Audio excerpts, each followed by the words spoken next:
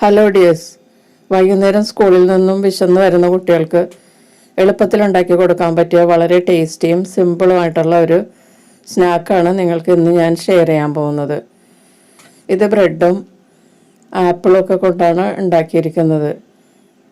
വളരെ എളുപ്പത്തിൽ ഉണ്ടാക്കിയെടുക്കാം. കുട്ടികൾക്ക് ഇതുപോലെ ഉണ്ടാക്കി കൊടുത്താൽ അവർ വളരെ ഇഷ്ടത്തോടെ കഴിക്കുകയും ചെയ്യും, അവരുടെ വിശപ്പും മാറും. അപ്പോൾ ഇതെങ്ങനെയാണ് തയ്യാറാക്കുന്നതെന്ന് നോക്കാം. ഒരു മീഡിയം വലിപ്പത്തിലുള്ള ആപ്പിളാണ് ഞാൻ എടുത്തിരിക്കുന്നത്.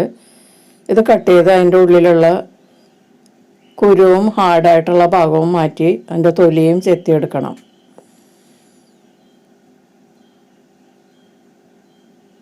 അതിനുശേഷം ഒരു മിക്സിയുടെ ജാറിലേക്ക് ഇത് ചെറിയ കഷ്ണങ്ങളാക്കി അരിഞ്ഞ് ചേർക്കാം.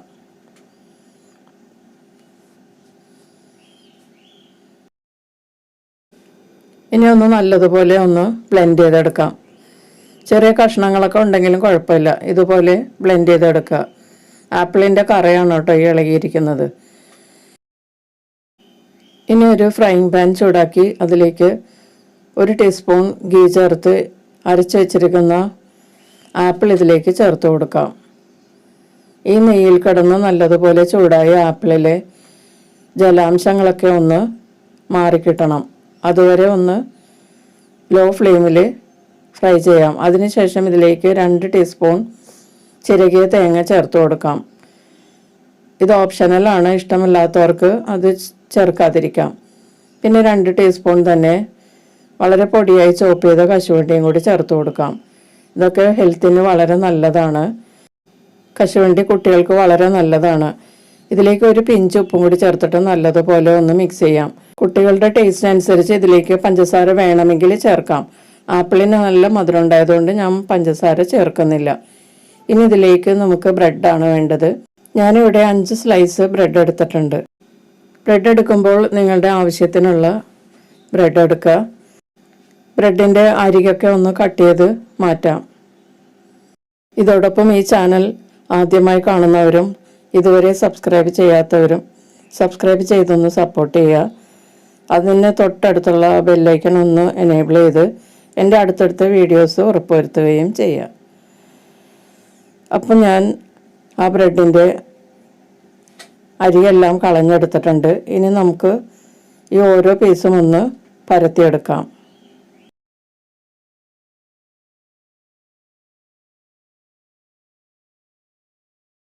അപ്പം ഞാനിവിടെ ഒരെണ്ണം പരത്തിയെടുത്തിട്ടുണ്ട്. ഇതുപോലെ ബാക്കിയുള്ളതും നമുക്ക് പരത്തിയെടുക്കാം.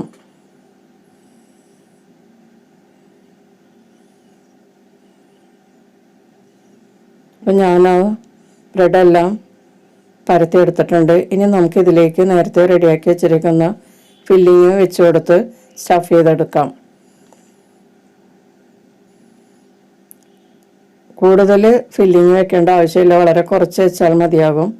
ഒരു സൈഡിൽ മാത്രമായിട്ട് ഫില്ലിങ് വെക്കാം. എന്നിട്ട് ഇത് മടക്കിയിട്ട് ഒന്ന് പ്രസ് ചെയ്ത് കൊടുക്കുക. അരികൊക്കെ ഒന്ന് പതിയെ പ്രസ് ചെയ്ത് കൊടുക്കാം. നമുക്ക് ഒട്ടിച്ച് എടുക്കാനായിട്ട് ബാറ്ററിൻ്റെ ആവശ്യമില്ല, ഇതൊന്ന് പതിയെ ഒന്ന് ഒട്ടിച്ചാൽ മതിയാകും.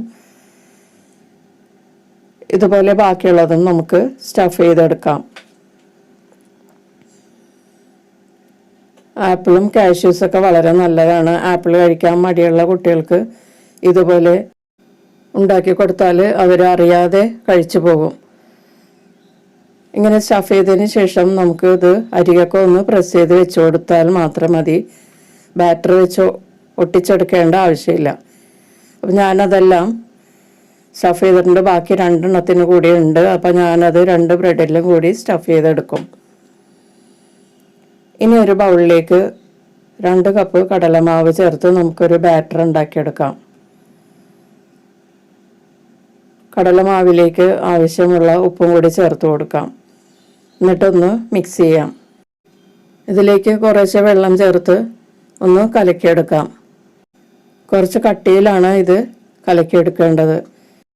കുറേശ്ശെ വെള്ളം ചേർത്ത് കലക്കിയെടുക്കാം. ഇത് ദോശമാവിൻ്റെ അളവിൽ വേണം ഇത് കലക്കിയെടുക്കാൻ. ഒത്തിരി അങ്ങോട്ട് ലൂസായി പോകരുത്. കുറേശ്ശെ വെള്ളം ചേർത്ത് കലക്കിയെടുക്കാം. ഇപ്പോൾ കടലമാവ് നന്നായിട്ട് കലക്കി എടുത്തിട്ടുണ്ട്. ഇതിലേക്ക് നമുക്ക് കുറച്ച് മല്ലിയില പൊടിയായി അരിഞ്ഞതും കൂടി ചേർത്തിട്ട് ഒന്നും കൂടി മിക്സ് ചെയ്യാം. മുരിങ്ങയില അവൈലബിൾ ആയിട്ടുള്ളവരാണെങ്കിൽ മല്ലിയിലയ്ക്ക് പകരം മുരിങ്ങയില ചേർക്കാം. അപ്പോൾ കുറച്ചുകൂടി ഹെൽത്തി ആയിരിക്കും. ഇനി നമുക്ക് ഇതിലേക്ക് 1/4 ടീസ്പൂൺ ബേക്കിംഗ് സോഡ ചേർത്ത് ഒന്ന് മിക്സ് ചെയ്യാം. ബേക്കിംഗ് സോഡ ചേർത്ത് മിക്സ് ചെയ്ത് കഴിഞ്ഞാൽ കൂടുതൽ സമയം ബാറ്റർ വെച്ചേക്കരുത്. ഉടനെ തന്നെ നമ്മളിത് കുക്ക് ചെയ്തെടുക്കണം. അപ്പോൾ ബാറ്റർ റെഡി ആയിട്ടുണ്ട്. ഇനി നമ്മൾ സ്റ്റഫ് ചെയ്ത് വെച്ചിരിക്കുന്ന ബ്രെഡ് പീസസ് ഓരോന്നും ഇതിൽ മുക്കിയിട്ട് നല്ലതുപോലെ ചൂടായ എണ്ണയിലേക്ക് ഇട്ട് ഫ്രൈ ചെയ്തെടുക്കാം. മീഡിയം ഹീറ്റിൽ വേണം ഫ്രൈ ചെയ്യാൻ. നല്ലതുപോലെ എണ്ണ ചൂടായിട്ട് വേണം ഇതിട്ട് കൊടുക്കാനായിട്ട്, അല്ലെങ്കിൽ എണ്ണ വളരെയധികം ഇത് കുടിക്കും. നല്ല ചൂടിൽ വേണം ഇട്ട് കൊടുക്കാൻ. മീഡിയം ഹീറ്റിൽ തന്നെ ഫ്രൈ ചെയ്തെടുക്കുക. ഒരു സൈഡ് മൊരിഞ്ഞ് കഴിയുമ്പോൾ തിരിച്ചിട്ട് 2 സൈഡും നല്ല ഗോൾഡൻ ബ്രൗൺ നിറമാകുന്നത് വരെ ഫ്രൈ ചെയ്യാം. 2 സൈഡും നല്ലതുപോലെ മൊരിഞ്ഞതിന് ശേഷം നമുക്കിത് പാനിൽ നിന്ന് ഒരു പാത്രത്തിലേക്ക് മാറ്റാം. ഇതുപോലെ ബാക്കിയുള്ളതും കൂടി നമുക്ക് റെഡിയാക്കിയെടുക്കാം.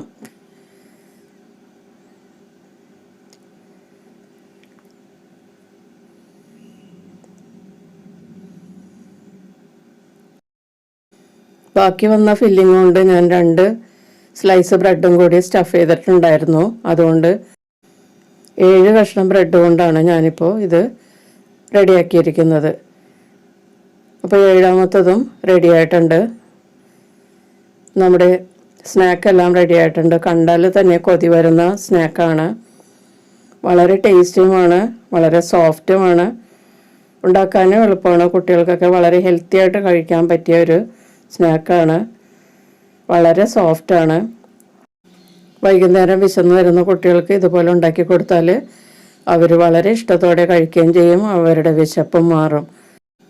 അപ്പോൾ ഇതുപോലെ നിങ്ങളുടെ കുട്ടികൾക്കും വൈകുന്നേരങ്ങളിൽ സ്കൂളിൽ നിന്ന് വരുമ്പോൾ ഉണ്ടാക്കി കൊടുക്കുക. വീഡിയോ ഇഷ്ടപ്പെട്ടാൽ ലൈക്ക് ചെയ്യാൻ മറക്കരുത്. പിന്നെ നിങ്ങളുടെ ഫ്രണ്ട്സിനൊക്കെ ഷെയർ ചെയ്ത് കൊടുക്കുക. നിങ്ങളുടെ അഭിപ്രായങ്ങൾ അറിയിക്കുക. നമുക്ക് മറ്റൊരു റെസിപ്പിയുമായി വീണ്ടും കാണാം. Thank you.